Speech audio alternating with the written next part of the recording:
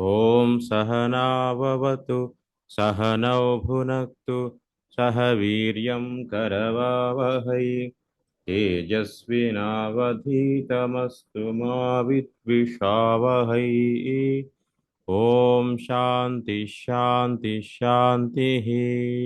ॐ गणानां त्वा गणपतिगं हवामहे कविं कवीनामुपमश्रवस्तमं ज्येष्ठराजं ब्रह्मणां ब्रह्मणस्पत आनशृण्वन्नोतिभिः सीदसादनम्।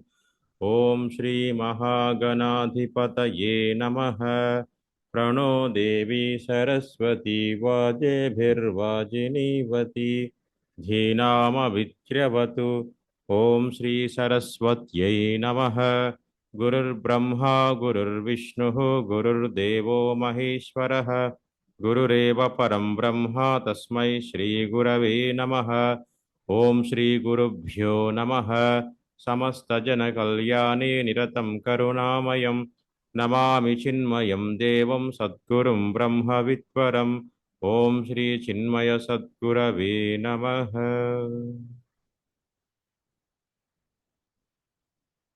లఘున్యాసం నిన్న చెప్పుకున్నంత వరకు కలిసి చాంట్ చేద్దాము. మీరందరూ కూడా మీట్లో ఉండి నాతో పాటు పఠించండి.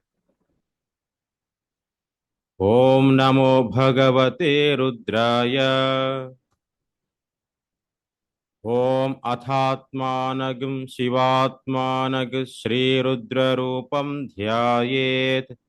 శుద్ధస్ఫటిక సంకాశం త్రినేత్రం పంచవక్త్రకం గంగాధరం దశభుజం సర్వాభరణభూషితం నీలగ్రీవం శశాంకాంకం నాగయజ్ఞోపవీతినం వ్యాఘ్రచర్మోత్తరీయం చ వరేణ్యమభయప్రదం కమండల్వక్షసూత్రాణం ధారిణం శూలపాణినం ज्वलन्तं पिङ्गलजटाशिखामुद्योतधारिणं वृषस्कन्धसमारूढम् उमादेहार्धधारिणम् अमृतेनाप्लुतं शान्तं दिव्यभोगसमन्वितं दिग्देवतासमायुक्तं सुरासुरनमस्कृतं नित्यं च शाश्वतं शुद्धं ध्रुवमक्षरमव्ययम् सर्वव्यापिनमीशानं रुद्रं वै विश्वरूपिणम् एवं ध्यात्वा द्विजः सम्यक् ततो यजनमारभेत्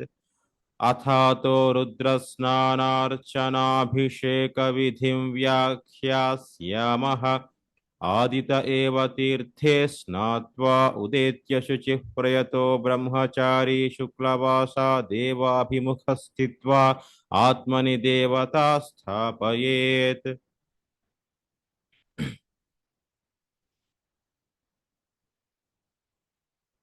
प्रजनने ब्रह्मा तिष्ठतु पादयोर्विष्णुस्तिष्ठतु हस्तयोर्हरस्तिष्ठतु बाह्वोरिन्द्रस्तिष्ठतु जठरे अग्निस्तिष्ठतु हृदये शिवस्तिष्ठतु कंठे वसवस्तिष्ठन्तु वक्त्रे सरस्वती तिष्ठतु नासिकयोर्वायुस्तिष्ठतु नयनयोश्चन्द्रादित्यो तिष्ठेताम् कर्णयोरश्विनौ तिष्ठेताम् ललाटे रुद्रास्तिष्ठन्तु मूर्ध्न्यादित्यास्तिष्ठन्तु शिरसि महादेवस्तिष्ठतु शिखायां वामदेवस्तिष्ठतु पृष्ठे पिनाकी तिष्ठतु पुरतः शूले तिष्ठतु पार्श्वयोः शिवाशङ्करौ तिष्ठेताम् सर्वतो वायुस्तिष्ठतु ततो बहिः सर्वतोऽग्निर्ज्वालामाला परिवृतस्तिष्ठतु सर्वेष्वङ्गेषु सर्वा देवता यथास्थानं तिष्ठन्तु मागं రక్షంతు. ఈ భాగం వరకు నిన్న పఠించడం జరిగింది. తర్వాత భాగమైనటువంటి అగ్నిర్మే వాచిశ్రితః ఇది ఈరోజు పఠిద్దాం.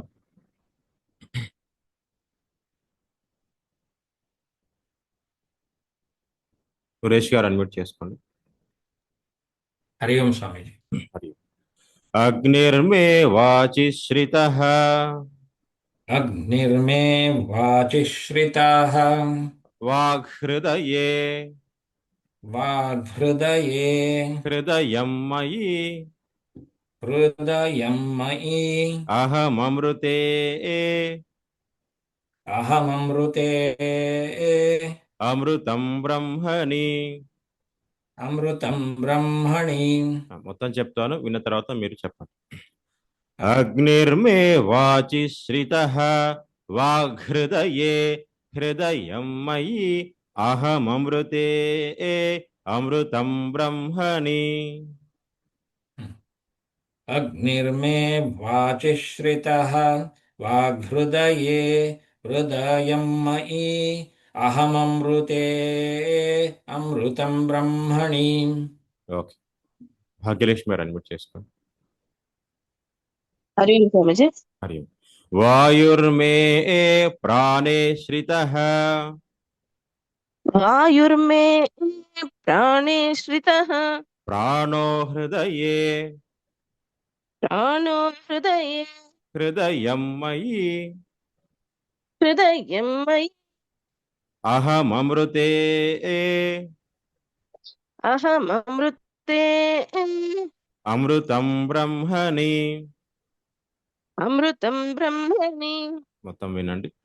వాయుర్మే ప్రాణే శ్రితః ప్రాణో హృదయే హృదయం మయి అహమమృతే అమృతం బ్రహ్మణి. చెప్పండి. वायुर्मे प्राणे श्रितः प्राणो हृदये हृदयं मयि अहममृते अमृतं ब्रह्मणि। ఓకే, నాగరత్న గారు అన్మ్యూట్ చేయండి. हरि ओम स्वामीजी। హరి. సూర్యో మే చక్షుషి శ్రితః सूर्यो मे चक्षुषि स्मृतः చక్షుర్హృదయే चक्षुर्हृदये హృదయం మయి हृदयं मयि అహమమృతే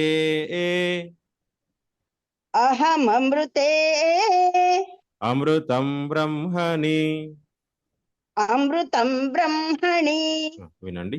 సూర్యో మే చక్షుషి శ్రితః చక్షుర్హృదయే హృదయం మయి అహమమృతే అమృతం బ్రహ్మణి. सूर्यो मे चक्षुषि स्मृतः चक्षुर्हृदये हृदयं मयि अहममृते अमृतं ब्रह्मणि। ఓకే, అనురాధ గారు అన్మ్యూట్ చేసుకోండి. हरि ओम स्वामी। హరి. చంద్రమా మే మనసి శ్రితః चंद्रमा मे मनसि श्रितः మనో హృదయే मनो हृदये హృదయం మయి हृदयं मयि అహమమృతే अहममृते అమృతం బ్రహ్మణి. अमृतं ब्रह्मणि। చంద్రమా మే మనసి శ్రితః మనో హృదయే హృదయం మయి అహమమృతే అమృతం బ్రహ్మణి.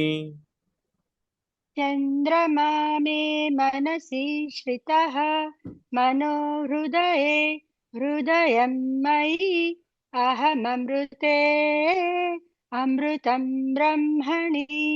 ఓకే, ఉమా గారు అన్మ్యూట్ చేసుకోండి. हरि ओम स्वामीजी।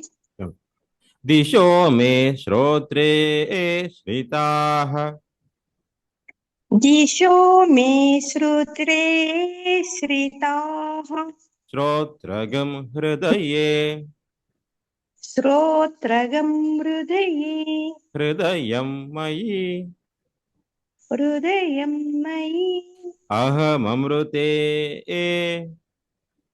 अहममृते అమృతం బ్రహ్మణి. अमृतं ब्रह्मणि।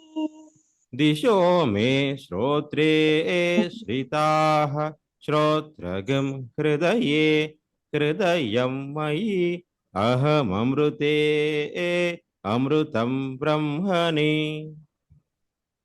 दिशो मे श्रोत्रे श्रिताः श्रोत्रगं हृदये हृदयं मयि अह अमृते अमृतं ब्रह्मणि జయంతి పద్మ గారు అన్మ్యూట్ చేసుకోండి.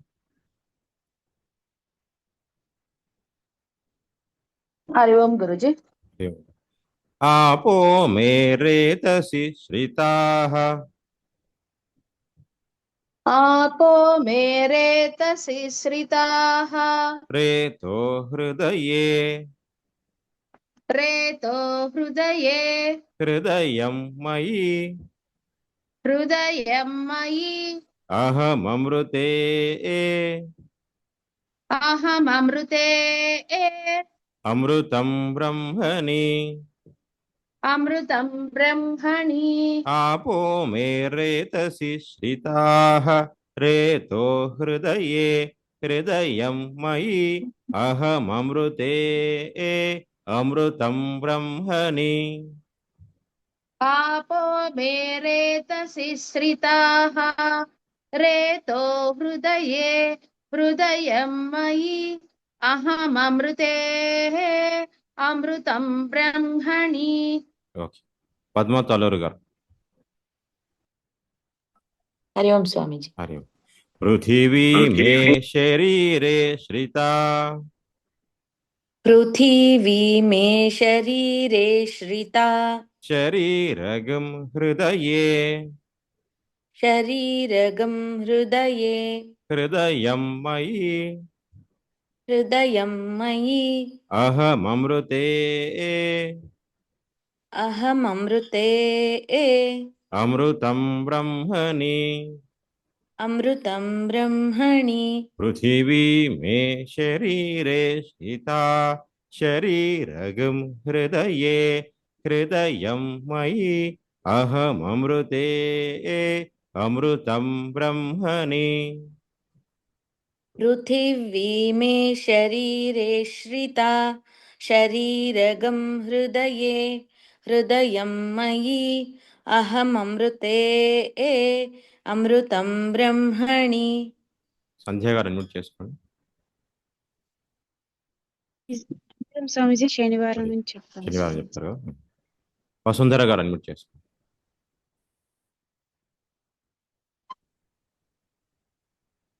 రైట్, వసుంధర గారు ఉన్నారమ్మా? ఉన్నాను స్వామి. హరి ఓం స్వామి. హరి ఓం. ఓషధి వనస్పతయో మే లోమసు శ్రితాః ఓషధి వనస్పతయో మే లోమసు శ్రితాః లోమాని హృదయే లోమాని హృదయే హృదయం మయి హృదయం మయి అహమమృతే అహమమృతే అమృతం బ్రహ్మణి అమృతం బ్రహ్మణి. ఓషధి వనస్పతయో మే లోమసు శ్రితాః లోమాని హృదయే హృదయం మయి అహమమృతే అమృతం బ్రహ్మణి. ఓషధి వనస్పతయో మే లోమసు శ్రితాః లోమాని హృదయే హృదయం మయి అహమమృతే అమృతం బ్రహ్మణి. ఓకే, పార్వతి గారు చెప్తారా?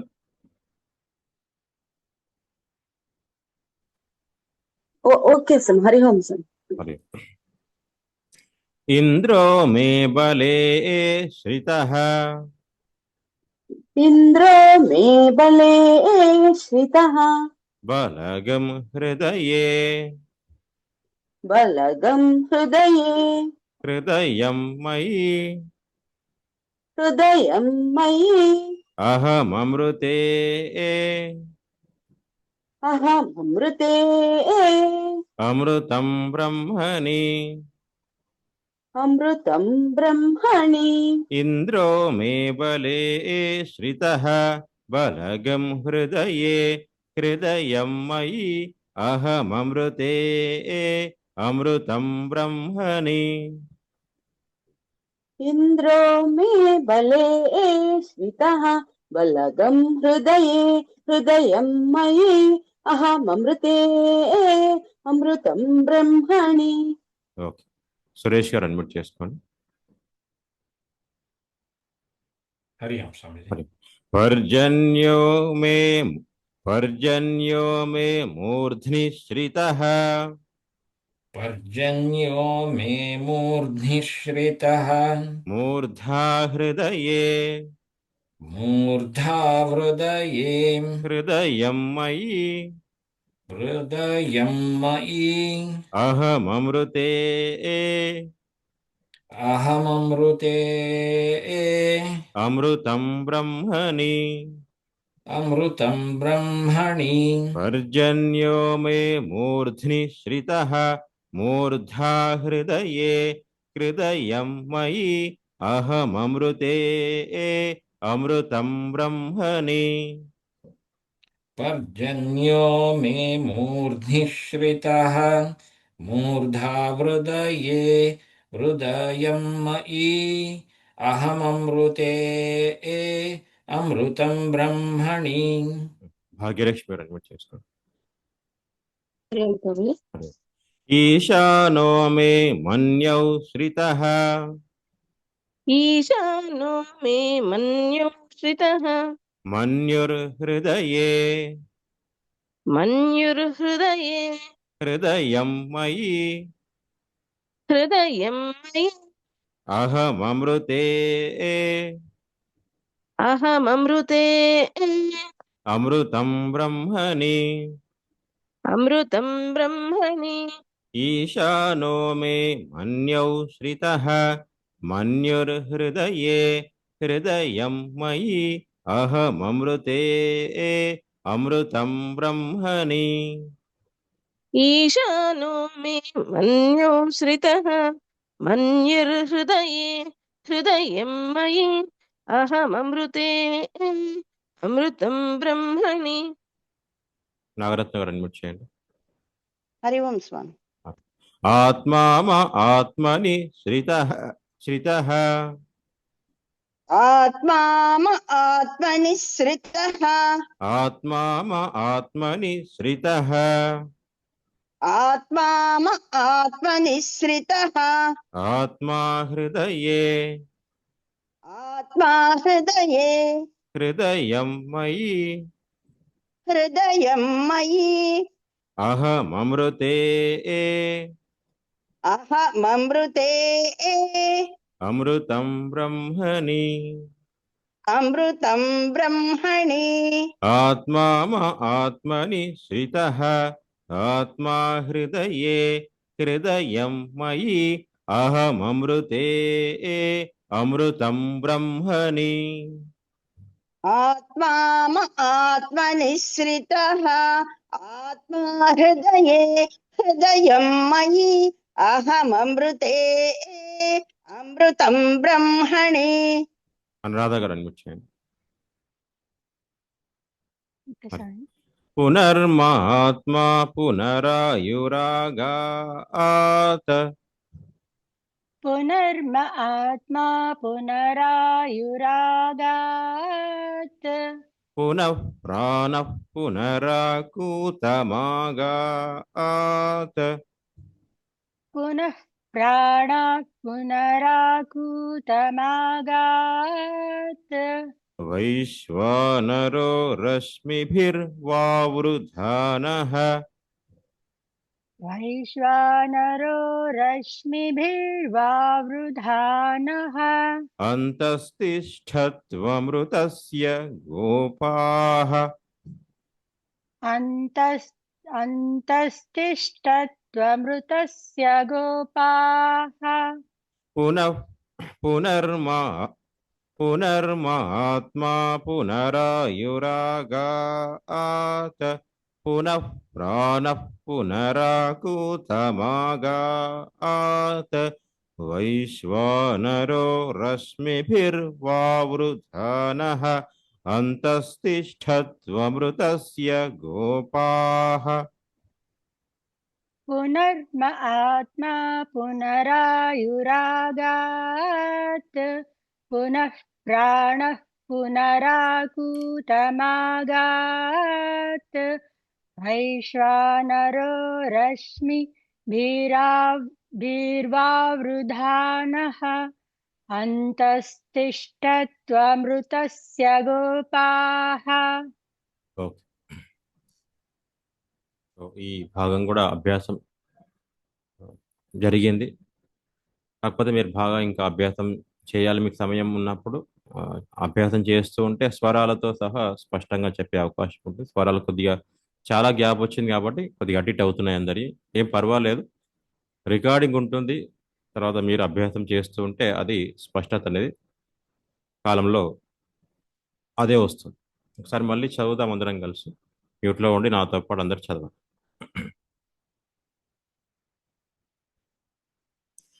అగ్నిర్మే వాచి శ్రితః వాగ్హృదయే హృదయం మయి అహమమృతే అమృతం బ్రహ్మణి వాయుర్మే ప్రాణే శ్రితః ప్రాణో హృదయే హృదయం మయి అహమమృతే అమృతం బ్రహ్మణి సూర్యో మే చక్షుషి శ్రితః చక్షుర్హృదయే హృదయం మయి అహమమృతే అమృతం బ్రహ్మణి చంద్రమా మే మనసి శ్రితః మనో హృదయే హృదయం మయి అహమమృతే అమృతం బ్రహ్మణి దిశో మే శ్రోత్రే శ్రితాః శ్రోత్రగం హృదయే హృదయం మయి అహమమృతే అమృతం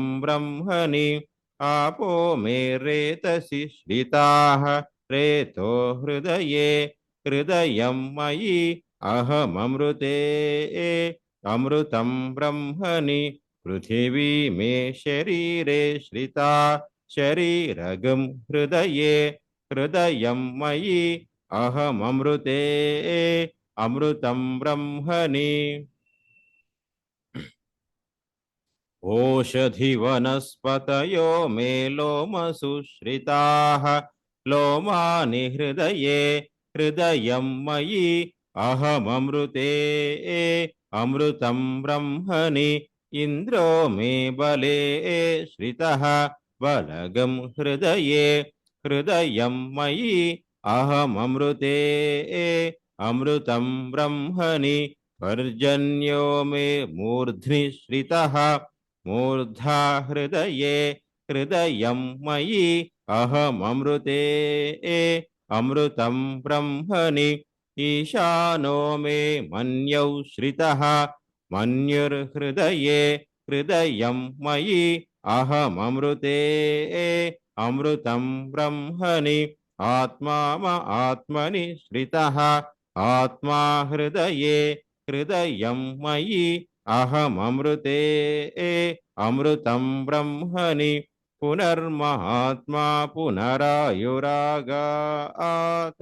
पुनः प्राणः पुनराकूतमागात् वैश्वानरो रश्मिभिर्वावृधानः అంతస్తిష్ఠత్వమృతస్య గోపాః. ఈ విధంగా ఈ భాగం చెప్పాలి.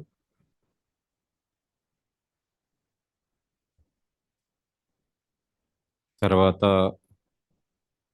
కరన్యాస అంగన్యాసాలు ధ్యానంతో సమాప్తం. శాంతి పాఠం అందరూ నేర్చుకున్నటువంటిది. పనిచేద్దాం. ఒక్కొక్కరు రెండు రెండు మంత్రాలు ఇందులో చెప్పండి. 2 మంత్రాలు అంటే ఐడియా వస్తుందా? 2 సార్లు అమృతం బ్రహ్మణి అని వస్తుంది.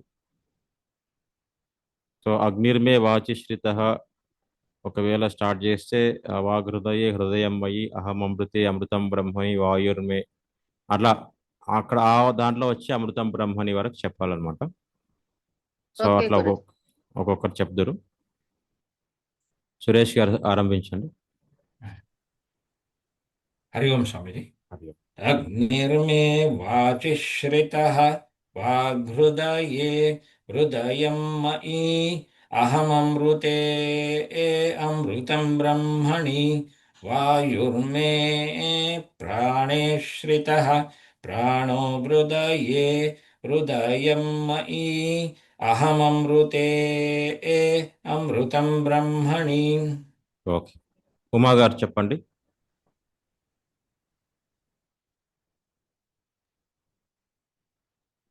హరి ఓం స్వామి. హరి सूर्यो मे चक्षुषि श्रितः चक्षुर्हृदये हृदयं मयि अहममृते अमृतं ब्रह्मणि चन्द्रमा मे मनसि श्रितः मनोहृदये हृदयं मयि अहममृते अमृतं ब्रह्मणि.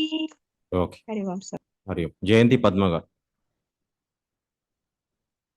దిశో మే శ్రోత్రే శ్రితః. కరెక్టేనా గురుజీ? శ్రోత్రే అలా అన్నమాట. దిశో మే శ్రోత్రే శ్రితః శ్రోత్రగుం హృదయే హృదయం మయి అహమమృతే అమృతం బ్రహ్మణి ఆపో మే. చదవాలనా గురుజీ? కంటిన్యూ చేయండి. आपो मे रेतसे श्रितः रेतो हृदये हृदयं मयि अहममृते अमृतं ब्रह्मणि. అంతవరకు రైట్. అంతే అంతే. సరే. వసుంధర గారు పృథివీ మేము నుంచి ఆరంభించు. हरि ओम स्वामी. Yeah. पृथिवी मे शरीरे श्रिता शरीरगं हृदये हृदयं मयि अहममृते अमृतं ब्रह्मणि ओषधि वनस्पतयो मे लोमसुश्रिताः लोमानि हृदये हृदयं मयि अहममृते अमृतं ब्रह्मणि. రైట్. అనురాధ గారు. इन्द्रो मे बले श्रितः बलगं हृदये हृदयं मयि अहममृते अमृतं ब्रह्मणि पर्जन्यो मे मूर्ध्नि श्रितः मूर्धा हृदये हृदयं मयि अहममृते अमृतं ब्रह्मणि. పార్వతి గారు. ఈశానో మే మన్యౌషితః మన్యుర్హృదయే హృదయం మయి అహమమృతే అమృతం బ్రహ్మణి ఆత్మా మా ఆత్మనిశ్రితః ఆత్మా హృదయే హృదయం మయి అహమమృతే అమృతం బ్రహ్మణి. ఓకే, పద్మతలు గారు ఆత్మామ ఆత్మని నుంచి స్టార్ట్ చేయండి. आत्मा आत्मनिश्रितः आत्मा हृदये हृदयं मयि अहममृते अमृतं ब्रह्मणि पुनर्म आत्मा पुनरायुरागात् पुनः प्राणः पुनराकूतमागात् वैश्वानरो रश्मिभिर्वावृधानः అంతస్తిష్టత్వమృతస్య గోపాః. ఓకే, నాగరత్న గారు ఓషధి వనస్పతయు అక్కడ నుంచి. ओषधि वनस्पतयो मे लोमसुश्रिताः लोमानि हृदये हृदयं मयि अहममृते अमृतं ब्रह्मणि इन्द्रो मे बले श्रितः बलगं हृदये हृदयं मयि अहममृते अमृतं ब्रह्मणि.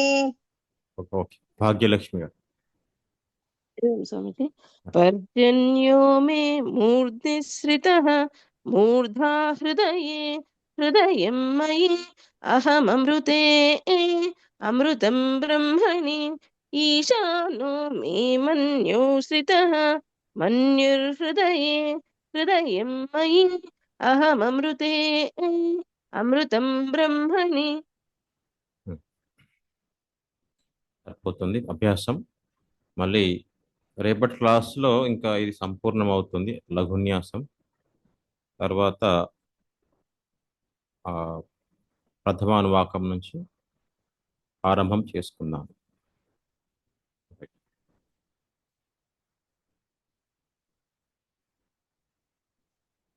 అంతే కదా, అభ్యాసం చేయండి దయచేసి. తర్వాత రికార్డింగ్ చూసినా సమయం తీసుకొని అభ్యాసం చేస్తేనే స్వరాలు స్పష్టంగా అవుతాయి.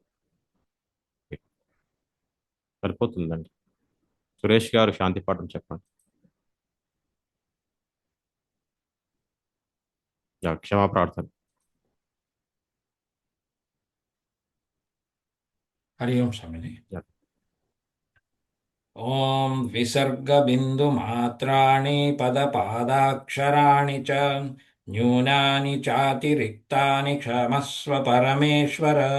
अपराधसहस्राणि क्रियन्ते हर्निशं मया तानि सर्वाणि मे देव क्षमस्व पुरुषोत्तमम्।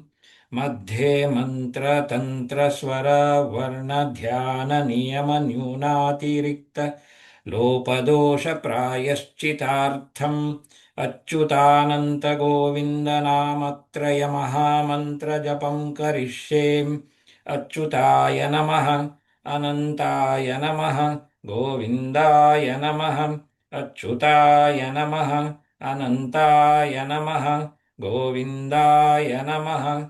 अच्युताय नमः, अनन्ताय नमः, गोविन्दाय नमः।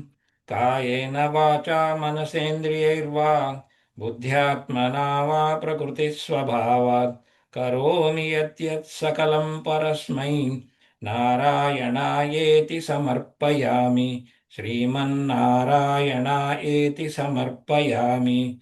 हरिः ओम तत्सत्। ओम पूर्णमदः पूर्णमिदं पूर्णात् पूर्णमुदच्यते पूर्णस्य पूर्णमादाय पूर्णमेवावशिष्यते। ओम शांति शांति शांतिः। हरिः ओम శ్రీ గురుభ్యో నమః. హరిः ఓం. అందరికీ హరి ఓం. రేపటి క్లాస్లో కలుద్దాం.